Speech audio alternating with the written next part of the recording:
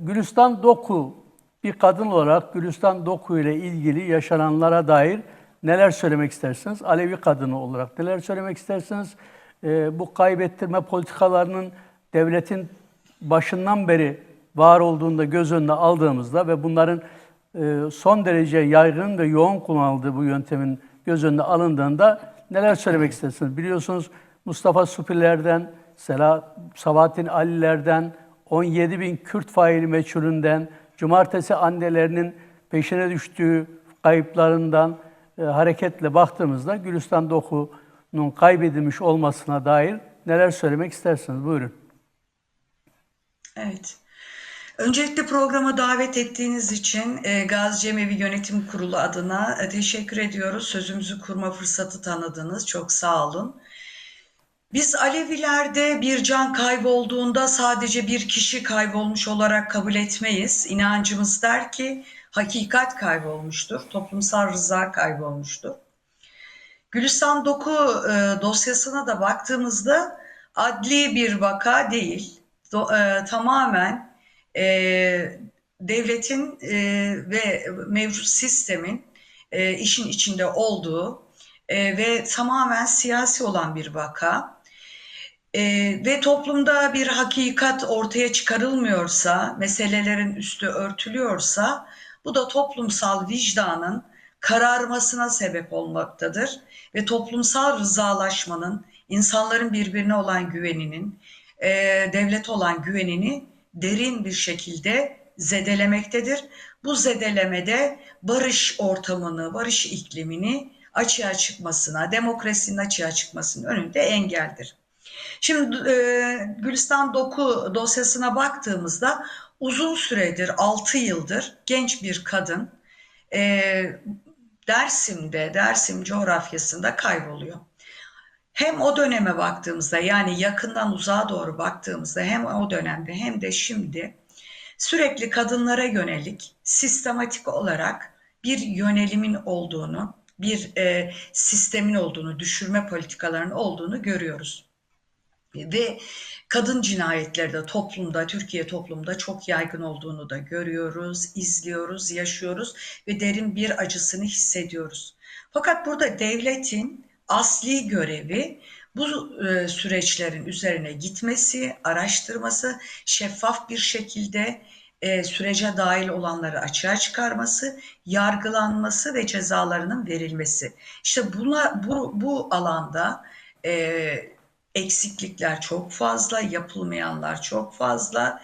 Bu şeffaflık, etkin soruşturma, devletin üzerini örtme, aydınlatmama, ısrarla aydınlatmama duygusu, toplumsal barışı, toplumda yaşayan herkesi, başta kadınları, biz Alevileri ve toplumun diğer kesimlerini derin bir şekilde yaralamış durumdadır. Böyle bir toplumsal ortamda güvenin olmadığı, adaletin işlemediği, hukukun olmadığı ortamda da barıştan, dayanışmadan, birlikte yaşamdan söz edemiyoruz. Bunun olması üzerine sadece güzel cümleler kurmakla kalıyoruz. Somut bir şey görememiş oluyoruz. Bu da bizi yaralamaktadır. Oldukça acı, kötü bir olay. Hani nerede, bununla ilgili çok değerlendirme yapmak gerekiyor. En büyük değerlendirme, siz bir ülkede toplumun birbiriyle olan ikrarlaşmasını, rızalaşmasını, güvenini sarstığınız noktada devlet olarak hiçbir zaman barışı, demokrasiyi, adaleti yerleştiremezsiniz. Hep bu söylemler, siyasi söylemler, güzel nutuklar, tatlı sözler olarak kalır ama hayatın realitesinde karşılık bulmaz. Buyurun. Arzu Erdoğan'a dönelim, Sayın Arzu Erdoğan'a dönelim tekrar. Arzu Erdoğan bizi duyuyordur. Evet, duyuyorum. Evet, bu hafta yaşanan çok önemli bir gelişme de Maraş'ta ve Urfa'da okullara yönelik saldırılardı.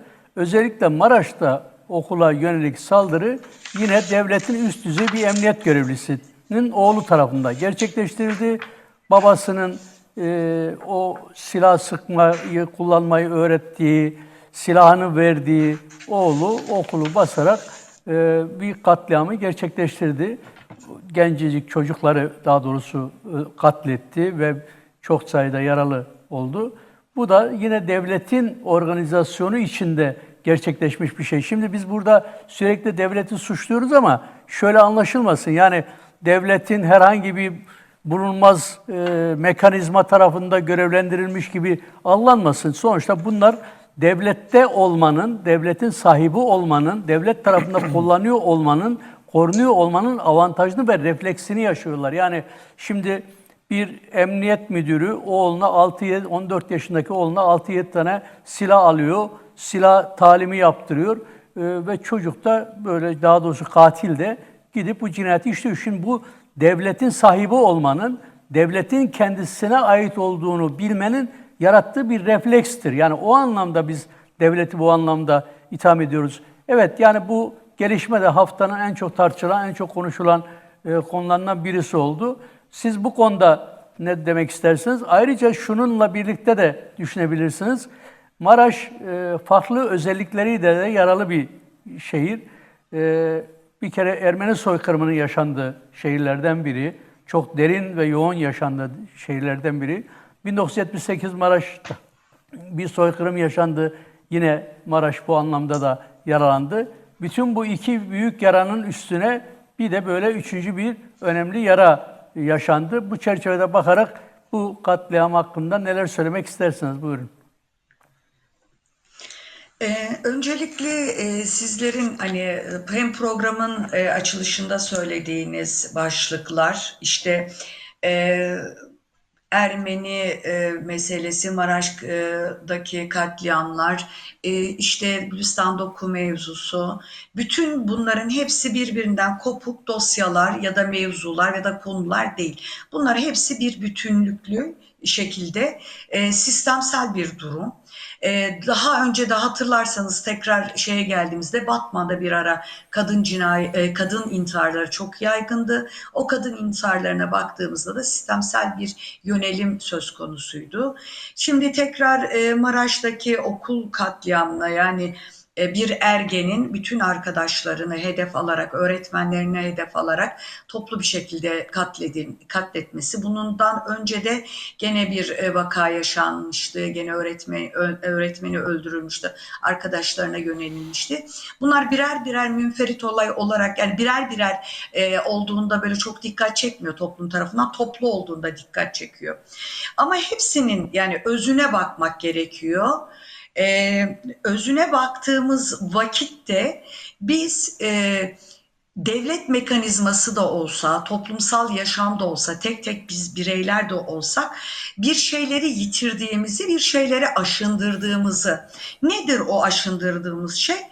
Mevcut ortaya çıkan, zedelenen bir adalet duygusunun, bir hakikat inancının, bir rızalaşmanın, bir vicdanın oluşması gibi değerlerin aşındığını, onun yerine şiddetin, gücün, paranın ve organize kötülüğün öne çıktığını görüyoruz. Dolayısıyla bu bir zehirli gaz gibi hem çocuklarımıza, evlatlarımıza bulaşıyor, hem sistemin kendisi zaten ürettiği için sistem gittikçe bu şeyle sarmalanıyor ve topluma bulaşıyor.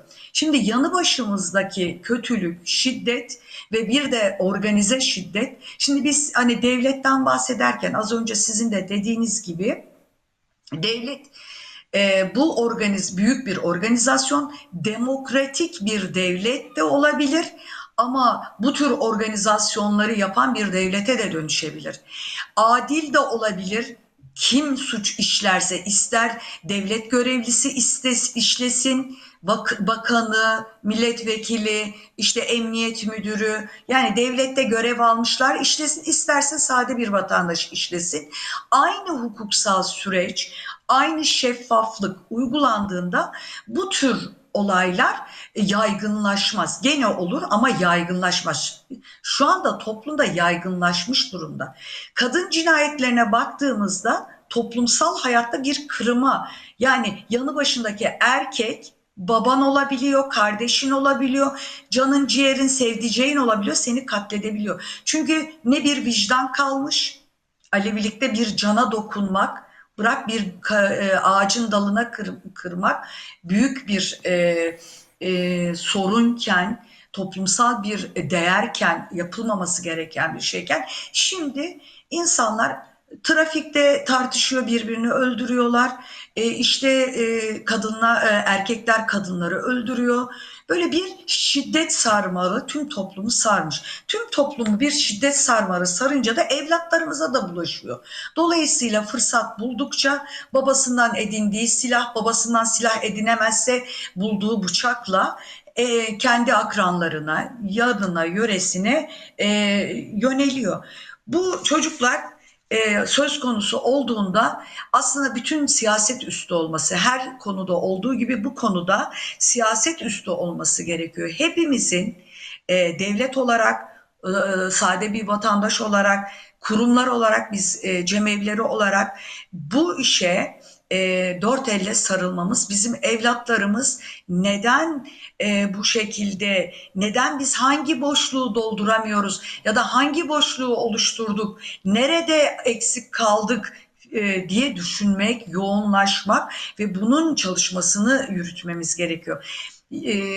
Eğer biz bu şekilde kurumlar olarak, Alevi kurumları olarak olsun, toplum olarak organize olmazsak, buna kafa yormazsak hep birilerini suçlar noktada kalırız, tespit eden noktada kalırız, çözüm üreten olamayız. Mekanizmaların hayata geçmesi de tabii ki organize ve örgütlü olmaktır. Örgütlü olmak demek bir sorun karşıya çıktığında sadece o sorunu tespit etmek değildir. Sorunu üreten kaynağı da tespit edip o kaynağı da çözüm önerileri üretebilmek, o çözüm üstünde durabilmek. Şimdi en basitinden ben Gazi Cemevi'nde yönetim kurulu üyesiyim. Bizim Siz toparlar 12 mısınız? hizmet diye Toparlarsanız iyi olur. gençliğimizin Buyurun. olduğu gençlik meclisimiz var. Bu gençlik meclisini kurmamızın amacı inancımızın güzel değerlerini, birbiriyle rızalaşma değerini, birbiriyle ikrarlaşma değerini, çocuklarımıza, gençlerimize aktarmak, bir canın nasıl kıymetli olduğunu aktarmak, onlarla cem olabilmek, onların sorunlarını dinleyebilmek için bir gençlik meclisi oluşturduk. Gene kadınlarla Gazi Cemevi'nde kadın meclisi oluşturduk. Kadın canlarımızın geldiğinde sorunlarını dinleyebilmek, çözüm üretebilmek, yaralarına melham olabilmek için. Dolayısıyla bu ağı büyüttükçe herkes birbirinin hızırı oldukça sorunlara çözüm bulabiliriz. Devletin yapması gereken nedir? Devletin yapması gereken bütün mekanizmalar elindedir. Adalet mekanizması, hakimi, savcısı elindedir. Dolayısıyla hiçbir şekilde toleranslı davranmadan suçu işleyen her kim ise aynı süreçleri işleterek üzerine gitmesi gerekiyor. Şiddeti meşrulaştırmaması gerekiyor. Peki Dolayısıyla bir Arzu Hanım, emniyet müdürünün evinde toparlayalım isterseniz. Buyurun. evet toparlarsak bir tane kendisine ait silah olur. Sen 5, 6, 7 tane silahın hem de ruhsatıyla birlikte nasıl alıyorsun diye sorgulaması gerekiyor. Bunlar olmadığı sürece toplumsal huzur, barış, rızalık oluşamaz. Peki. Peki devam edeceğiz. Biz Arzu Erdoğan'la tekrar dönüyoruz. Arzu Erdoğan bizi duyuyor galiba. Değerli Can, başlıklar o kadar fazla ki her biri Ama bir sempozyum konusu. vaktimizin Ama sonundayız. kısaca Evet, buyurun. özetlersek şunu söylemek gerekiyor. Gerek ekoloji konusunda olsun, gerek diğer konularda olsun. Türkiye toplumunda bir barış ve demokrasi süreci olacaksa, bu da hayata geçecekse, gerçekçi bir şekilde bir araya gelip bu sorunların üretilmeyeceği bir müzakere yürütülmesi gerekiyor. Yani barış ve demokrasinin oluşması önemli, kıymetli, elzem bir hava kadar, su kadar önemli. Fakat bir taraftan barış ve demokrasi istemek, güzel sözler kurmak yetmiyor. Bununla birlikte bu siyasi söylemi hukuksal zeminlere, eşit yurttaşlığa, doğaya tahrip etmemeye, işçilerin, emekçilerin haklarını vermeye, şu anda maden işçileri Evet. Ankara'da yürüdüler. Alevilerin eşit yurttaşlık haklarını vermeye, yani toplumdaki tüm kesimlerin hayatına cevap olmaya ve üretim, yani sağlıklı bir şekilde bir üretime geçmek gerekiyor. Yoksa diğerleri sadece yakınma şekliyle gider ve o şekliyle kalır. Söyleriz kalır. Oysa ki etkin adım harekete geçme. Devlet nezdinde harekete geçme, toplumun da bunu desteklemesi gerekiyor. Bu barış ve demokrasi sürecini desteklemesi gerekiyor. Destekleyebilmesi için de devletin ciddi, önemli adımlar atması gerekiyor. Diyebiliriz. Kısaca bunları söyleyebilirim ben. Peki çok teşekkürler.